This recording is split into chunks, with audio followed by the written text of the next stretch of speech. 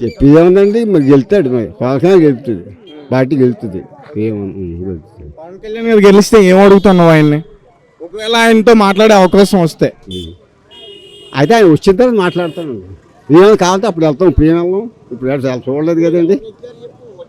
నెగ్గడం ఏంటండి, జనసేనగా నెగ్గుద్ది. ఆ జనసేన టీడీపీ ఇక్కడ వరమగారు ఆయన వరమగారికి అధికారం అప్పచెప్పి ఆయన అక్కుంటాడు. పవన్ కళ్యాణ్ గారు పిఠాపురం నుంచి పోటీ చేస్తున్నారు అనగానే మీకు ఎలా అనిపించింది ఇక్కడ? చాలా సంతోషం అండి, చాలా చాలా సంతోషం. ప్రతి ఒక్కరు కూడా, ప్రతి మహిళ కూడా పవన్ కళ్యాణ్ గారు అంటే ఈరోజు ప్రతి మహిళల్లో కూడా మంచి గుర్తింపు వచ్చింది పవన్ కళ్యాణ్ గారు అంటేనే.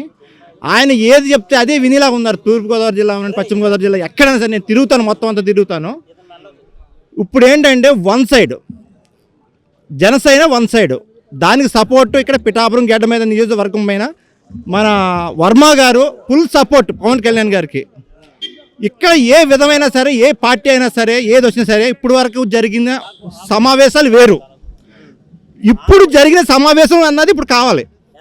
Pawan Kalyan one side, Janasena one side, one side compulsory వస్తుంది. ఎందుకంటే ప్రతి ఒక్కరికి కూడా 18 సంవత్సరాలు నిన్న వాళ్ళకి ఈ సంవత్సరం ఓటు రాయించుకోవడానికి బద్దకించేవారు. ఇప్పుడు చాలామంది కూడా ఓటు గురించి నాకు ఓటు కావాలి, నాకు ఓటు కావాలి, నేను నా దేవుడు వచ్చాడు, నాకు పిఠాపురం నియోజకవర్గానికి నా దేవుడు వచ్చాడు, నేను ఓటేస్తాను అనేది ఒక పవర్ వచ్చింది. పవన్ కళ్యాణ్ ద్వారా ఒక పవర్ వచ్చింది. ఆ పవర్ మొత్తం అందరికీ కూడా అది దాన్ని ఏమంటారో నాకు తెలియదు, కానీ పిచ్చివాడేస్తుంది అంతే. One side Janasena, one side compulsory one side వస్తుంది. ఇక్కడ ఏది అనుమానం పెట్టుకోవాల్సిన అవసరం లేదు. ప్రతి ఒక్కరు కూడా అంటే కొంతమంది ఉన్నారు, వాళ్ళు కొంతమంది ఏదో మొహమాటం కోల్ది కొంచెం ఇదిగా ఉన్నారు, తెల్లారిసరికి రాజకీయం మారిపోద్ది, అంతా జనసేనలోకి వచ్చేస్తారు మొత్తం అంతా. ఇది సత్యం. ఎప్పుడో పాత గతంలో భీమవరంలో ఓడిపోయాడు, అక్కడ ఓడిపోయాడు, గత ఇవన్నీ వదిలేండి. ఏదేదో న్యూస్లు చెప్తున్నారు, అవన్నీ వదిలేండి. ఇప్పుడు పిఠాపురం నియోజకవర్గంలో అనగా పశ్చిమ గోదావరి, తూర్పు గోదావరి జిల్లా, ఏపీ మొత్తం ఎక్కడ చూసే సరే జనసేన టీడీపీ, జనసేన టీడీపీ. నేను మొత్తం అంతా తిరుగుతాను. నేను తిరగని దేశాలు లేదు, నేను తిరగని రాష్ట్రాలు లేదు, ప్రతి చోట తిరుగుతాను. నేను చెప్పేది ఏంటంటే పవన్ కళ్యాణ్ గారు 100% గెలుస్తారు పిఠాపురం గడ్డ పైన. ఇది రాసి పెట్టుకోండి. అంటే ఒకవేళ గెలిస్తే, అంటే ఆయన అభిమానిగా కాదు, ఇక్కడ ఒక ప్రజానికంగా చెప్పండి, ఇక్కడ ఎలాంటి అభివృద్ధి కోరుకుంటున్నారు మీరు? ఇక్కడ ఏం లేవు, ఇక్కడ ఏం కావాలి? రోడ్డు సమస్యలు కానీ, హాస్పిటల్స్ కానీ. ఫస్ట్ ఏంటంటే నేను ఒక ఆటో డ్రైవర్ని. ఎప్పుడు 2016లో 16 నుంచి మన జగన్మోహన్ రెడ్డి గారు తండ్రి లేడని నేనే ప్రచారం చేశాను ఆటోలో. నేను ఫ్లెక్సీలు కట్టుకున్నా, వైసీపీ ఫ్లెక్సీలు నేనే కట్టుకుని తండ్రి లేకుండా ఆయన్ని చాలా అమాయకం చేసేసి వీళ్ళందరూ జైలుకు పంపిస్తున్నారని నేనే ప్రచారం చేశాను. ఆటో ఎక్కిన ప్రతి ఒక్కరికి కూడా, ఆటో ఎక్కిన ప్రతి ప్యాసింజర్కి కూడా నేను ఏమన్నానంటే ఈసారి వైసీపీ చూడండి నేనే చెప్పాను. చెప్పినోడిని ఏంటంటే నేను 2-3 సార్లు నా అవకాశాల కోసం నేను వెళ్ళాను, నాకు అవ్వలేదు, ఎవరు లెక్క చేయలేదు నన్ను. దేని గురించి అంటే నాకు ఒక ఆటో విషయం గురించి వెళ్ళాను, వదికినికి వెళ్ళా. ఆటో ఏదో తిరగబడిపోయింది, ఆటో కింద పడిపోయింది. అరే బాబు, నేను ఎమ్మెల్యే దాకా వెళ్ళలేను, నేను కొద్దిగా చేసి పెట్టరా, నువ్వు లీడరు కదా, నువ్వు బాగా అతని దగ్గర ఇది అవుతావు కదా, చేసి పెట్టరా బాబు అన్న. చేయలేదు. చేయకపోతే నువ్వు చేయనప్పుడు నాకు ఎందుకురా. అప్పుడు బట్టి కూడా 2019 నుంచి కూడా మూసి కూర్చున్నా. అప్పటి నుంచి ఇప్పటివరకు ఏ జెండా కప్పుకోలేదు. ఇప్పుడు నాకు నచ్చి నేను జనసేనలోకి వచ్చాను. నాకు నచ్చి నేను జనసేనలోకి వచ్చాను. ఇప్పుడైతే నేను ఎంత లెక్క తిరిగినా సరే జనసేన తిరుగుతుంది. కాకినాడ అవనివ్వండి, భీమవరం అవనివ్వండి, అమలాపురం అవనివ్వండి, నేను ప్రతి చోట తిరుగుతాను నేను. ఇది సార్. కేవలం జనసేన వాళ్ళు మాత్రమే తిరుగుతున్నారా? టీడీపీ జనసేన రెండూ కలిసి తిరుగుతున్నాయా? టీడీపీ రెండు కూడా అన్నదమ్ములాగా తిరుగుతున్నారండి. ఏదన్నా సరే గొడవలు వచ్చినా ఏమొచ్చినా సరే సర్దుకుని పోతున్నారు. అరే తమ్ముడు నువ్వు వెళ్ళరా అంటున్నారు, సర్దుకునే పోతున్నారు. గొడవలు ఎక్కడా లేవు. వర్మ గారు కూడా మంచి వ్యక్తి. ఆయన కూడా ఈ ఊరికి చాలా చేశారు. ఆయన చేయలేదు అంటలేదు, చేశారు. అడగండి, ఇక్కడ అందరూ పెద్దలు అందరిని అడగండి. రైట్. నేను ఒక క్వశ్చన్ అడుగుతా. వైఎస్ఆర్సీపీ పార్టీకి సంబంధించిన ఒక సోషల్ మీడియా వర్గం ఒకటి రాసింది ఏంటంటే పవన్ కళ్యాణ్ గారిని ఓడించడానికి వర్మ గారే కుట్ర పన్నుతున్నారని చెప్పేసి. దానిపైన మీరేం మాట్లాడతారు? అది చేతకనోళ్ళ పని అండి. అది చేతకాని వాళ్ళ పని. ఎందుకంటే ఏదైనా వచ్చినా సరే ధైర్యంగా ఎన్నుకోవాలి. అది ప్రతి ఊళ్ళో ఉంది, ప్రతి గ్రామంలో ఉంది, ప్రతి జిల్లాలో ఉంది, ప్రతి రాష్ట్రంలో ఉంది. అవునా? అదే ధైర్యంగా ఎదుర్కోవాలి. పవన్ కళ్యాణ్ గారి మీద ఏదన్నా అపోహ పెట్టినా చేసినా సరే అది ఉపయోగం లేదండి. అది ఏదన్నా సరే రేపు 13వ తారీఖు నుంచి మళ్ళీ రిజల్ట్ తెలుస్తుంది. అప్పుడు ఏం తెలుస్తుంది కదా, ఎవరు ఏంటన్నా తెలుస్తుంది కదా. తెలిసినప్పుడు అప్పుడు మనం చూసుకుందామండి. అంటే పవన్ కళ్యాణ్ మీద పెట్టిన ఏదో తెల్ల పేపర్ మీద చిన్నది పెన్ను చుక్క పెడితే పేపర్ నుంచి చూస్తారా, చుక్కను చూస్తారా? నాకు ఒక డౌట్ వచ్చింది. అంటే పవన్ కళ్యాణ్ నువ్వు అభిమానవా, లేకపోతే ఏంటి జన సైనికుడువా, లేకపోతే పవన్ కళ్యాణ్ గారికి పర్సనల్గా అభిమానమా సినిమాలు చూసి, లేదంటే పిఠాపురంలో సమస్యలు వచ్చాయి, గతంలో నీకు అన్యాయం జరిగింది, దాని గురించి ఆయన ఇష్టపడుతున్నావా? నిన్న అసలు పార్టీ పరంగా కాదు, పవన్ కళ్యాణ్ గారి ఇష్టం మీద కాదు. నేను ఎటెప్పు కూడా అడగండి, ఇక్కడ ఊళ్ళో ఏ జెండా ఇప్పుడు వరకు కప్పుకోలేదు. నాకు పవన్ కళ్యాణ్ గారి పార్టీ ఇప్పుడు నచ్చింది కాబట్టి, ఆయన పెట్టే సిద్ధాంతాలు బాగున్నాయి కాబట్టి, అందులోని వర్మ గారికి సపోర్ట్ ఉంది కాబట్టి నేను రావడం జరిగింది. నేను ఇష్టంతో అయితే జనసేనతో ఇదివరకు అయితే జనసేన వెనకాల తిరగలేదు, జనసేన తెలుగుదేశం వైపు కూడా నేను తిరగలేదు. ఇప్పుడు నాకు ఇష్టపడి నేను పవన్ కళ్యాణ్ గారి వెనకాల అవకాశం వస్తే ఆయన కలిస్తే కూడా చూస్తున్నాను. నేను చాలామంది జన సైనికులు వెళ్ళిపోతున్నారు కదా వేరే వైఎస్ఆర్సీపీ పార్టీకి కానీ కాంగ్రెస్ పార్టీకి కానీ, సో దానిపైన ఏం చెప్తావు? అరే ఇక్కడ ఎక్కడైనా ఏగలు ఉన్నాయో చూడండి, కొంచెం పంచదార రాయండి. ఇక్కడ ఆ ఏగలు ఉన్న ఆ పంచదార ఉందని చెప్పు కూడా ఏగలు ఉంటాయి. దాని మీద కొద్దిగా యాపరాసం రాయి, కొంచెం యాపరాసం రాస్తే అది దూరంగా పోతాయి. దొరబాబు గారు ఉన్నారు పిఠాపురం నియోజకవర్గంలో.